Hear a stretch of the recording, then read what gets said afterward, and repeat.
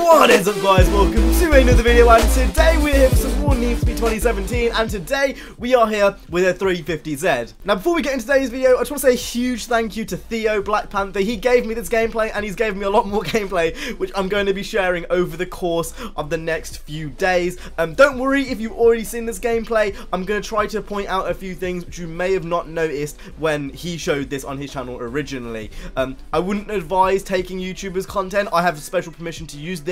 If you do, you might get a copyright strike, so you've been warned already. But anyway, now we've got that all out of the way with, let's go ahead and talk about this 350Z. So it's mad. The customization in the game is absolutely insane. Everything from the headlight tint to the tail lights to the NOS color to the tire smoke. There's a lot in this game which you can do customization wise. God, I'm overexposed. I'm really overexposed. Now, obviously, with the 350, this is a car that was widely requested by a lot of people, and the customization options on this are pretty mad. So firstly, let's talk about mix and match. So in the last game, you could only really put wide bodies on select cars, and those select cars, you couldn't like mix and match. So if you wanted a Rocket Bunny front end and wanted a Liberty Walk back end, you couldn't do that. But as you can see, with what Theo's doing in this video, you can mix and match in this game. So if you want Rocket Bunny fenders with a Voltex front end with an Alchemist back end, you can do that, which I think is really, really cool. By the way, Alchemist is the own brand for Need for Speed. So as well as seeing Need for Speed parts, you'll see Alchemist parts, and those are parts that are basically made by the guys over at Ghost Games who are developing Need for Speed. One thing which I noticed which you can't do is change both rims, so rear and back, at least in this build. Again, keep in mind that this build is an early development build. Things will change. If you look at 2015's early build and compare it to the later build, lots have changed. Need for Speed 2015 changed completely as a game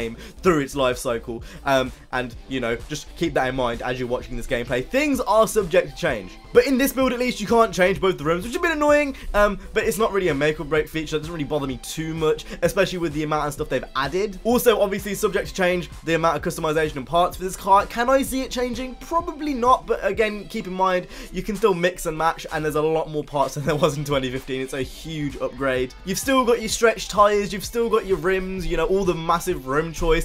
I think it looks a lot better in the garage as well. I think the garage looks a lot better than 2015 did. It's a lot more shiny, and it kind of emphasizes, it looks more like a game. It looks more like a dream world. I can't really say I specifically like what Theo's done with his car, but he was in a rush. I can forgive him.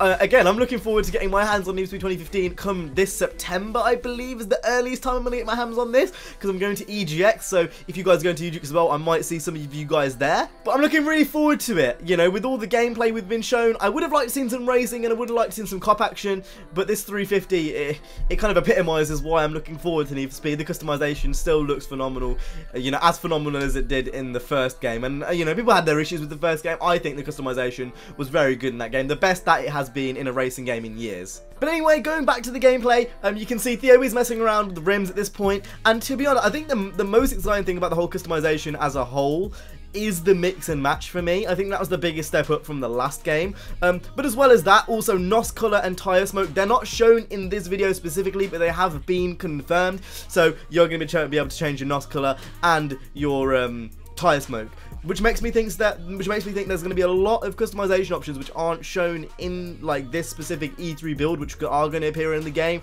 We haven't heard about neons yet. That's a possibility for the thing. Whether it's actually going to be in the game, I'm not sure, but it's definitely a possibility, and it definitely is, you know, not something which is doubtful. I like how they've kind of just improved everything from 2015. How I see this as a whole is essentially, if you liked 2015 but you just thought it was a bit broken, you're gonna like this. They fixed the physics by the seams of things. The customization seems to be much improved from 2015. You know, everything from the mix and match I talked earlier, to the tire smoke, to the NOS color, to the tail lights, you know, all of it. It looks really, really good. You know, the increased garage space, which I talked about in the last video. Again, if you do want to watch any more Need for Speed Payback videos, I'll link a playlist down below where I talked about a whole bunch of other things. The car list, so you've got, you know, you got your classic muscle cars this time round. You've got your Beetles. I'm assuming there's going to be a lot more hatchbacks. Obviously, the GTI Club Sport S was announced for the game, so you've got your hatches are in there. I feel like they're catering towards everyone. You've got the darker story mode. It looks better, so that's one thing. There's just a lot they've added to the game generally. It gets me really excited for November time because it is such an improvement upon 2015. If you played 2015 recently, you'll be able to tell the difference, you know. There's a lot of people who blindlessly will hate on Payback, and that's completely fine. But in my opinion, this is such a big step up from what we had previously. I just can't wait for November. November's so far away. It's so far away. But anyway, with that being said, I hope you guys enjoyed this video. If you did, make sure to go ahead and hit the like, subscribe. There's going to be a lot more customization on this channel, you know, in the next few days. So if you are, you know, into Noobs with Payback and you want to see more, make sure to go ahead and hit the like, subscribe. I'll see you guys in the next one. You guys have an awesome day. Safe and peace.